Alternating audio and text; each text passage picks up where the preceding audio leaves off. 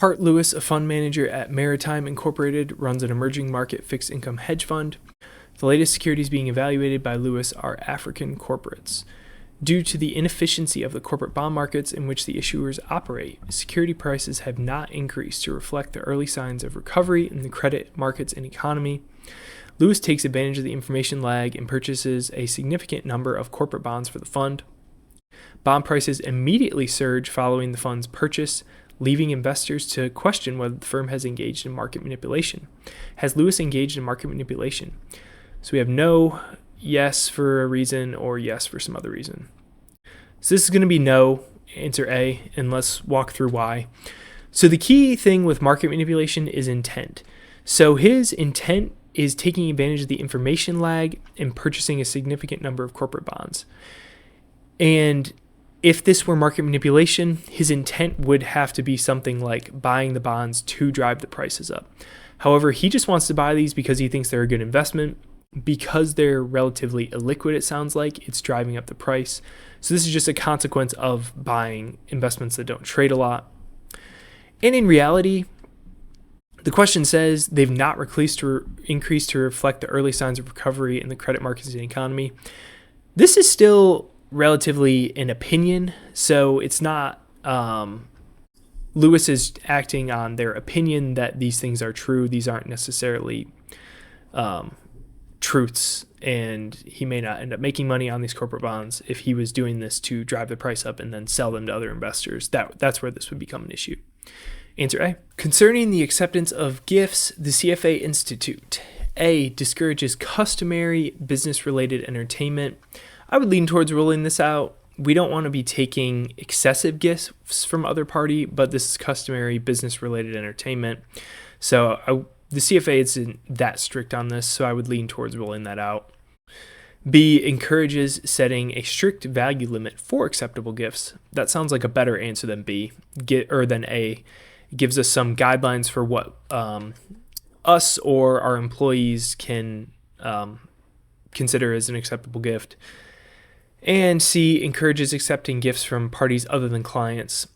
We're going to go with B over C. The CFA Institute is not encouraging you to accept gifts from non-clients, especially because if somebody is not a client already, this can potentially create more of an issue with independence and objectivity. So that's going to leave us with B as our best answer here. Sarah Ali, an investment analyst serving a firm, manages several equity funds in the country of Lartha. Local laws permit investment analysts to undertake trades for accounts in which they have beneficial ownership at the same time as their employer. However, client accounts have transaction priority.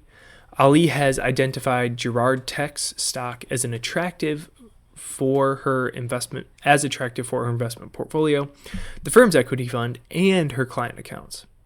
So you've got three things in play here: her portfolio, firm's equity fund, and client accounts.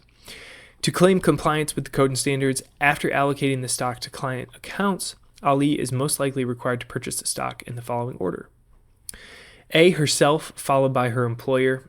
I think this is going to be unlikely. Normally, when you're considering these three parties, you're going to consider your own portfolio last. So we wouldn't put her employer behind herself. B, her employer, followed by herself. That sounds like the best answer so far. And then C, simultaneously for both herself and her employer. I think that we would lean towards B. We have a duty to our employer. Even though the local laws say this, the more strict laws, which would be the CFA code, is going to put transaction priority as this. So we're going to have client accounts, then employer, then ourselves. Answer B. Which of the following is least likely included in the code of ethics? Is it A, promote the integrity and viability of the global capital markets for the ultimate benefit of society? This is certainly part of the code of ethics, so we can rule that out, since again, we're looking for least likely, so something not in the code. B, maintain and improve professional competence and strive to maintain and improve the competence of other investment professionals. This is going to be part of the code of ethics as well, so we can rule that out. And that should leave us with C as our answer. Deal fairly and objectively with all clients when providing investment analysis, making investment recommendations, or taking investment actions. So this question is a little bit confusing because we are looking at code of ethics, and these all sound really good.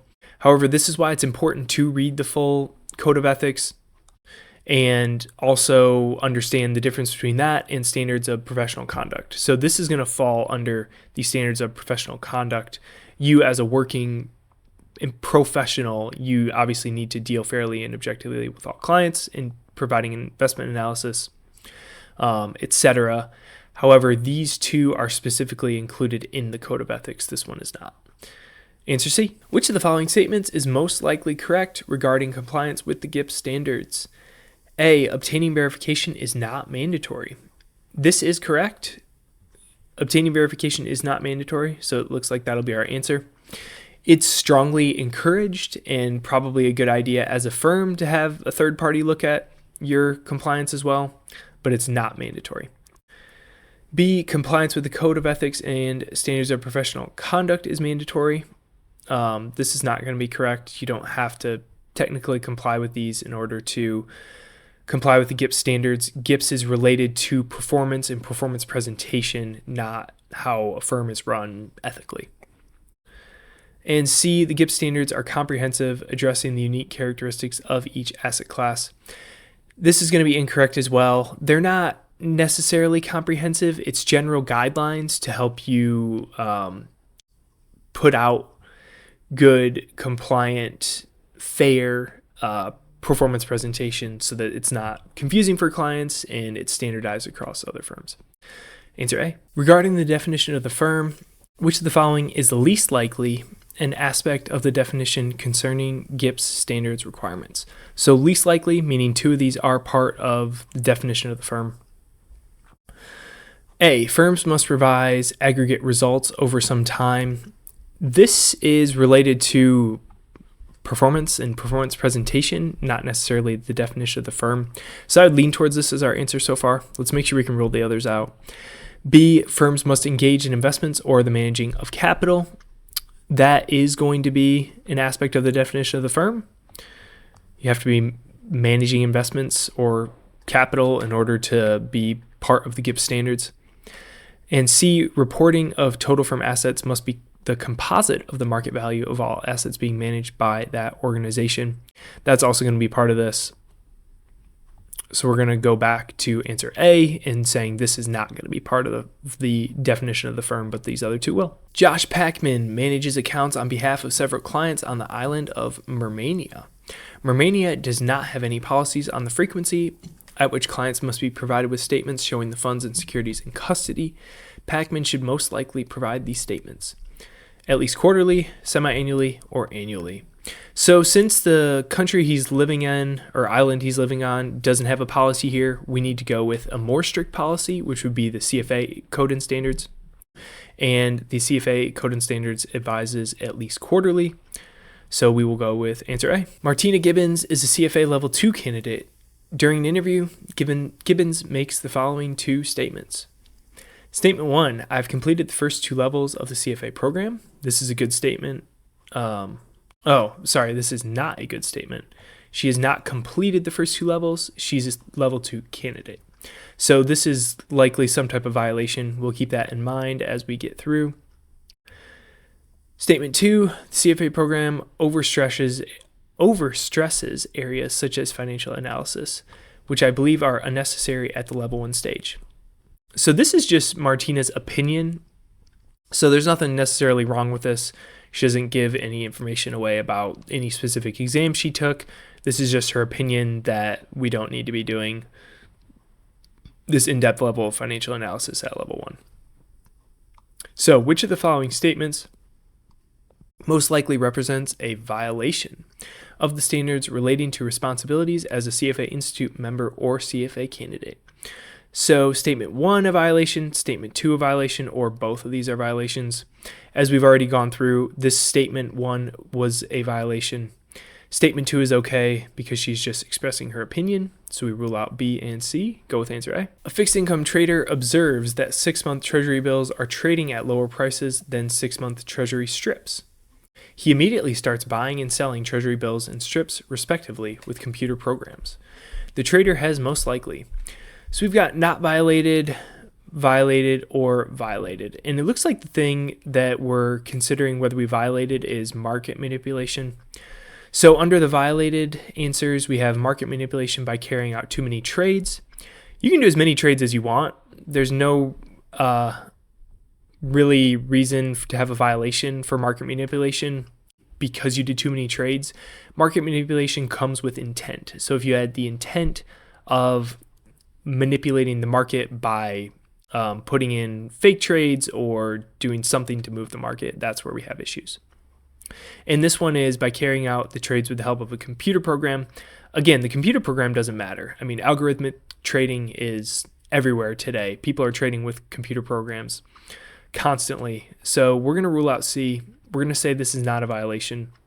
There's no bad intent here to manipulate the market. In fact, this trader is practicing arbitrage, which is a good thing for our market because as soon as he starts buying and selling these treasury bills and strips, those prices that should be similar or the same are going to converge, and that's what we want for a healthy market. Answer A. Keith Heath, CFA, works at Knowledge Investors Private Limited as an investment advisor. Heath used to maintain a website in which he regularly posted about his investment recommendations. Several years ago, he posted a buy recommendation about Yummy Educations Limited. Several months later, that company was embroiled in tax-related fraud. Because of a career change, Heath has not updated his website for quite a while, and a few web pages still show a buy recommendation on the stock of Yummy Educations Limited. Has Heath most likely violated Standard 1C? So we have has not violated Standard 1C, has violated 1C misrepresentation by not updating his website regularly. That sounds like our best answer so far. And let's look at C. Heath will not violate Standard 1C misrepresentations if he updates his webpage today with a disclaimer that Yummy Educations Limited is no longer a buy because of tax-related fraud. So the issue here is that it was in the past. Even though he made a career change, he's still a CFA charter holder, so he's held to the standards. And it is the duty to update these recommendations and ensure that you don't have information out there that you're not monitoring that people could be acting off, because people all these years since he didn't make this recommendation could have been buying the stock and then got caught up in this tax-related fraud. So if you're going to have information out there, this is going to be a violation. You need to make sure it's updated regularly and maybe even earmarked with dates of recommendations to help people understand whether they're stale or not. Answer B.